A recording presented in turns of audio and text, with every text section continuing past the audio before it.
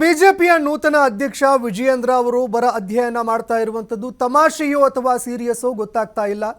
ಕೇಂದ್ರದ ಬಳಿಯಲ್ಲಿ ರಾಜ್ಯದ ಪರಿಹಾರಕ್ಕಾಗಿ ಮನವಿ ಮಾಡೋದನ್ನ ಬಿಟ್ಟು ಇವರು ರಾಜ್ಯ ಪ್ರವಾಸವನ್ನ ಮಾಡ್ತಾ ಇದ್ದಾರೆ.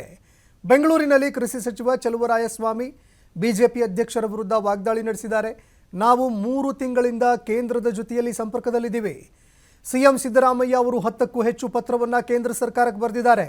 ನಾನು ಹಾಗೂ ಕೃಷ್ಣ ಭೈರೇಗೌಡ ಅವರು 3-4 ಬಾರಿ ಹೋಗಿ ಪ್ರಧಾನಿ ಮೋದಿ ಅವರಿಗೆ ಮಾಹಿತಿಯನ್ನು ಕೂಡ ಕೊಟ್ಟಿದ್ದೀವಿ.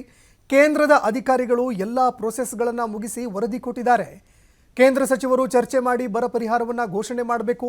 ಕೇಂದ್ರಕ್ಕೆ ಪರಿಹಾರಕ್ಕಾಗಿ ಮನವಿ ಮಾಡೋದನ್ನು ಬಿಟ್ಟು ಇವರು ಇಲ್ಲೇನು ಮಾಡ್ತಾ ಇದ್ದಾರೆ ಅಂತ ಕಿಡಿಕಾರಿದ್ದಾರೆ. ಅಲ್ಲೋಗಿ ತಮಾಷೆಗ ಅಥವಾ ಸೀರಿಯಸ್ ಆಗಿ ಗೊತ್ತಿಲ್ಲ. ಈಗ ನಾವು ಕಳೆದ 3 ತಿಂಗಳಿಂದ ಸತತವಾಗಿ ಕೇಂದ್ರ ಸರ್ಕಾರದ ಜೊತೆ ಸಂಪರ್ಕ ಇಟ್ಕೊಂಡಿದ್ದೀವಿ. ನಮ್ಮ ಮುಖ್ಯಮಂತ್ರಿಗಳು 10ಕ್ಕಿಂತ ಹೆಚ್ಚು ಪತ್ರ ಬರೆದಿದ್ದಾರೆ. ನಾನು ಕೃಷ್ಣ ಬೈರೇಗೌಡರು 3-4 ಬಾರಿ ಹೋಗಿದ್ದೀವಿ.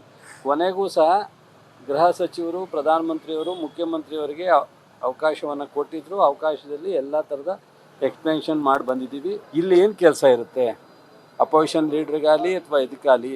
ಆಮೇಲೆ ನಮ್ಮ ಅಧಿಕಾರಿಗಳು ಅಥವಾ ನಾವು ಸಬ್ ಕಮಿಟಿ ಮಾಡಿರೋದಲ್ಲದೆ ಕೇಂದ್ರ ಸರ್ಕಾರದ ಟೀಮ್ ಬಂದು 11 ಜಿಲ್ಲೆಯನ್ನು ವೀಕ್ಷಣೆ ಮಾಡಿ ಅವರೂ ರಿಪೋರ್ಟ್ ಕೊಟ್ಟಾಗಿದೆ. ಇವ್ರು ಯಾರಿಗೆ ಕೊಡ್ತಾರೆ ರಿಪೋರ್ಟು? ಇವ್ರ ಕೆಲಸ ಏನಾರು ಇದ್ದರೆ ಅಲ್ಲೋಗಿ ಯಾಕೆ ಇಷ್ಟು ಡಿಲೇ ಮಾಡ್ತಾ ಇದ್ದೀರಾ? ನಾಳೆ ಚುನಾವಣೆ ಬರುತ್ತೆ, 26 ಜನ ಗೆಲ್ಸೋರೆ, ನಾವೇನು ಉತ್ತರ ಕೊಡಬೇಕು ಜನರ ಹತ್ರ? ಬರಗಾಲದನ್ನು ಕೇಂದ್ರ ಸರ್ಕಾರದಲ್ಲಿ ಪೆಂಡಿಂಗ್ ಇಟ್ಕೊಂಡಿದ್ರೆ ನಾವು ಯಾರ ಹತ್ರ ಏನು ಉತ್ತರ ಹೇಳಲಿಕ್ಕಾಗತ್ತೆ ಅಂತೇಳಿ ಅಲ್ಲೋಗಿ ಪ್ರಧಾನಮಂತ್ರಿ ಹತ್ರ, ಗೃಹ ಸಚಿವರ ಹತ್ರ, ಅಮಿತ್ ಶಾ ಹತ್ರ ಮಾತಾಡೋದು ಬಿಟ್ಟು ಇಲ್ಲಿ ಓಡಾಡ್ತೀವಿ ಅಂದರೆ ಒಂದಷ್ಟು ಪ್ರಚಾರಕ್ಕೆ ಹೋಗ್ಬೋದು. ಅದೇನು ನಾವು ಬೇಡ ಅನ್ನೋಕ್ಕಾಗತ್ತಾ?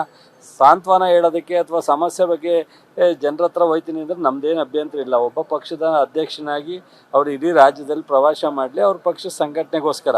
ಬಟ್ ಆದರೆ ಟೆಕ್ನಿಕಲ್ಲಿ ಬರಗಾಲದ ಸಮಸ್ಯೆ ಬಗೆಹರಿಸ್ತಕ್ಕಂಥದ್ದು ನಮ್ಮ ರಾಜ್ಯದ ಇಡೀ ರಾಷ್ಟ್ರದಲ್ಲಿ ಯಾವ ರಾಜ್ಯನೂ ಕೊಟ್ಟಿರಲಿಲ್ಲ. ಅಷ್ಟು ಬೇಗ ನಾವು ಮೆಮೊರಂಡಮ್ ಕೊಟ್ಟಿದ್ದೀವಿ. ತಮಾಷೆಗ ಅಥವಾ ಸೀರಿಯಸ್ ಆಗಿ ಗೊತ್ತಿಲ್ಲ. ಈಗ ನಾವು ಕಳೆದ 3 ತಿಂಗಳಿಂದ ಸತತವಾಗಿ ಕೇಂದ್ರ ಸರ್ಕಾರದ ಜೊತೆ ಸಂಪರ್ಕ ಇಟ್ಕೊಂಡಿದ್ದೀವಿ. ನಮ್ಮ ಮುಖ್ಯಮಂತ್ರಿಗಳು 10ಕ್ಕಿಂತ ಹೆಚ್ಚು ಪತ್ರ ಬರೆದಿದ್ದಾರೆ. ನಾನು ಕೃಷ್ಣ ಬೈರೇಗೌಡರು 3-4 ಬಾರಿ ಹೋಗಿ